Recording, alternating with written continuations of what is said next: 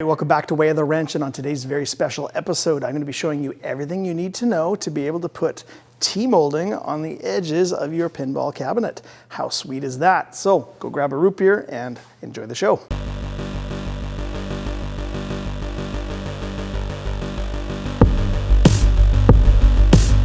All right, so the first natural question is, what is T-molding? Well, T-molding is a piece of plastic that adds a cosmetic and a protective finish to the edges of plywood furniture and things like pinball cabinets.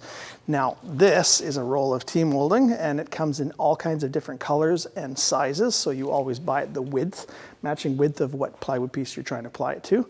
And you can also get neon colors, and you can get chrome and gold and silver kind of colors too. So you can really kind of play and customize the look of your pinball cabinet. Now, they call it T-molding because it's got the shape of a T, and this is the rounded kind of cosmetic part that you're going to see on the edge. And then you can see this T shape coming down. It's got these little plastic barbs that come out. And the idea is that you pound this in with a rubber mallet into a pre-machined slot in the edge of the cabinet, and the barbs grab the inside edges and hold the T-molding nice and down and secure. Now, in order to get that T-molding to stay in the edges of our cabinet, you have to pre-machine a little slot in here, or a slit, and you use a little special slotting cutter that you use in a router. And if you need to know more information about how to do that and how to size it, I have a great video, and I will put a link above for that so that you can click on that and go see how that's done. I obviously did that before I painted so that I could paint it, and now it's time for the T-molding. Now, traditionally on pinball machines, you usually only see T-molding on the back box, but really if you're doing a custom build, you can put it anywhere you'd like. Traditionally, it is on the sides wrapped around, and as well as on the top and the bottom. Now, you can pick any color you want, but I highly recommend you get something that fits your theme or your artwork. For me personally, I'm going to be wrapping the sides with a very nice chrome one. It's the same as my Raspberry Pi arcade cabinet, so that'll match nice. And for me, I think that'll blend really nice with the stainless playfield pieces as well. And then I bought enough to do the whole thing in chrome, but I also kind of thought it might look nice just to keep the front here, so the top and bottom nice and clean, and let the digital artwork talk for itself. So I did buy some black stuff that I might put in the top and the bottom. All right, so the materials and tools that you're going to need for this job are, obviously, you're going to need some T-molding. A good place to source this out is tmolding.com. Not only are their prices good, they have a really good selection of different colors and chromes and things like that. Now, when you go to figure out how much of this you're going to order, keep in mind that you need to have the right width. So this has to match the width of the plywood that you've built your cabinet with. And then when you're trying to figure out how long to order, take a tape measure and measure the perimeter of your project, and don't forget any pieces that you have to do with T-molding. And don't be cheap. Order another foot or two. That way, if you make a mistake or you're not going to pay for this and shipping and duty and get it to your door, only to find out that you are literally an inch or two short on your project. Another thing to make sure you get right is that when you go to machine that slit in the edge of your plywood, make sure you buy the right slitting cutter and buy the right T-molding so that you don't have a mismatch for the barb and the slot. Otherwise, this won't go in, or it'll be too sloppy and it won't really hold. Okay, get yourself a box cutter or a really nice sharp razor blade so that you can trim this nice and cleanly and have some good cuts on your T-molding. Okay, you're going to need to get yourself a pair of diagonal side cutters. I recommend these so that when you have a curve inside or outside on your T-molding, you're going to have to trim the barb so that it actually allows that to do it, and you need something to cut that. These will work really good for that. All right, in order to tap the T-molding into those slots, you're going to need yourself a nice soft-faced rubber mallet. Now, these have seen some use over the years, so rather than go buy a brand new one, I would recommend you go get yourself a nice cloth, wrap it around the face that you're going to tap it on, and to hold it in place, just use some tape. And this cloth will prevent any little nicks or scuffs in your T-molding.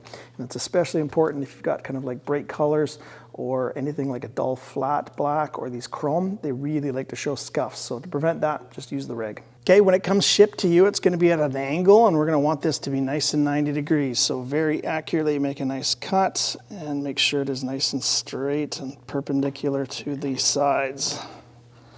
Like that. Now, where you start and stop your T-molding, you're going to see a line, so I highly recommend you put it somewhere where you're not going to see it. So on our pinball back box, we're going to start at the bottom down here, wrap around, and then meet back at the bottom, and we're not going to see that line. So whatever you do, don't start up at the front here where you're looking at it all the time. Now when you go to start inserting the T-molding on flat sections, it's pretty easy. Just make sure it stays in the channel, give it a little tap to get it started, and just slowly tap your way along until it sits nice and flush with the surface of the wood. Now when you get to corners, you have to do something different. So on outside corners, you actually have to remove some of this barb material, kind of think like 45-degree cutout or a pizza pie cutout, right where the corner is, so that when this goes like this, there isn't that barb there that tries to resist it wanting to do the bend. Try to get it as accurate as you can to the corner, and remember, you can always remove a little bit more if you need to.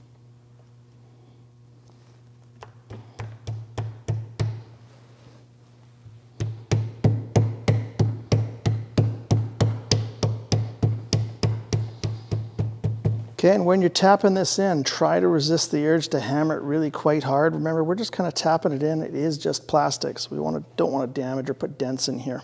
Okay, and then when you get to the corner, just kind of remove it out a little bit and make a mark with a Sharpie or a pen where the corner is. Get it kind of as accurate as you can. Something like that, and then you can move it a little bit out. And what we need to do is trim out at a little 45-degree from where we've just marked. And you go all the way to the start of that little barb, so right down to the bottom. Watch you don't cut into the top part though.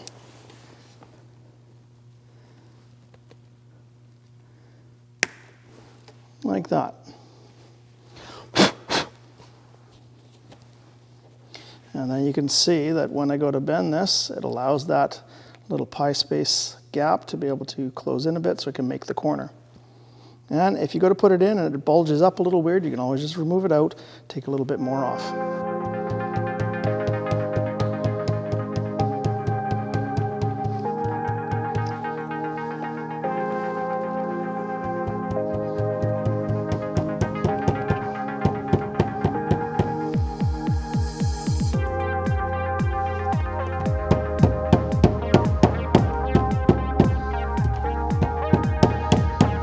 And then continue your way along the straight part.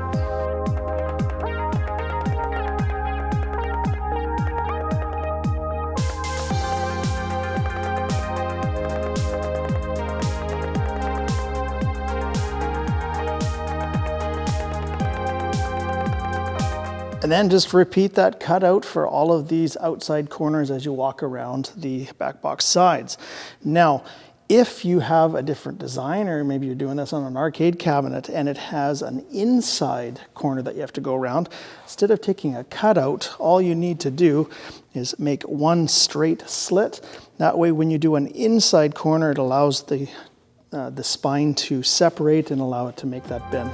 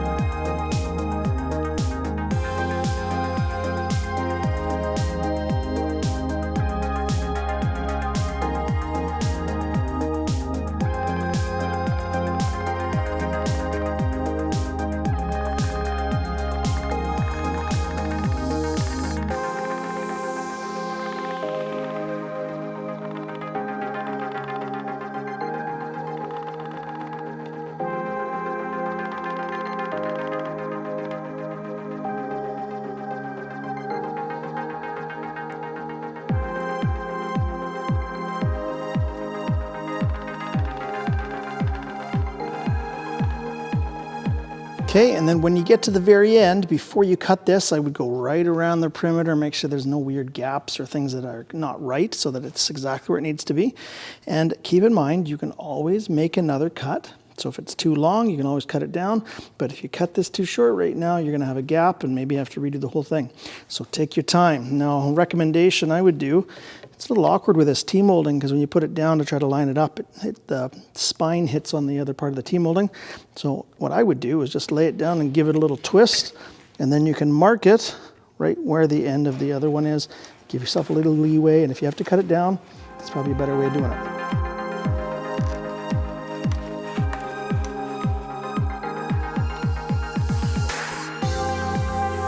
Okay, and that looks like a little long for me, so I'm gonna just trim it down a little bit from there.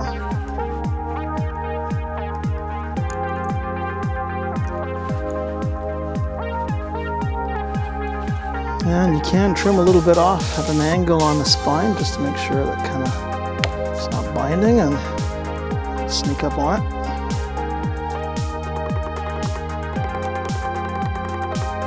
There we go, that looks pretty good. Okay, the other side I'm going to do off camera, and then we'll come back and I'll show you the front. Now, it's really tempting once you've pounded this in to peel off this little blue plastic kind of film that's on here so you can see how good it looks. Hold off. In fact, I'm not going to even be taking this off for this video. You're going to have to watch my assembly video when the final reveal, and I'll undo this. This is going to keep it from getting scratched while you're kind of laying it on the table and finishing the assembly. It's time to do the top and the bottom T-molding. Now, I ordered enough to do either color, but because I chose the chrome here, I thought maybe that the black would look good, and maybe it does. I don't know. I kind of wish I had some input from you guys, but I'm honestly thinking now that it's on there that I might just do the chrome around the whole perimeter. I think that will actually look a little better. I don't know. What do you guys think? Leave a comment down below and see what you think would have been better. But the other cool thing is I can put this in now, and if I don't like it, I can always take it out, and I have the black T-molding to put in its place.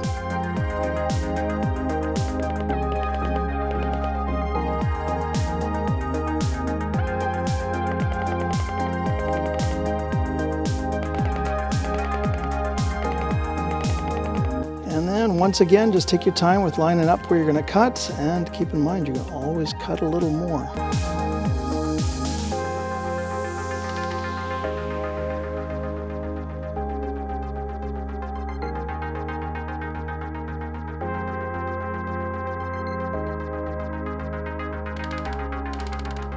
There we go, looks good. I'm going to do the same thing on the top, and I'll see you at the end of the video. All right, that's a wrap in another video from Weigh the Wrench, and this time on how to install your T-molding on your virtual pinball cabinet. Hopefully you were able to get something out of this video, and if you have any questions, put them down below so I can get back to you right away and give you some help. If you haven't already, why don't you join us on Instagram, and until next time, take it easy.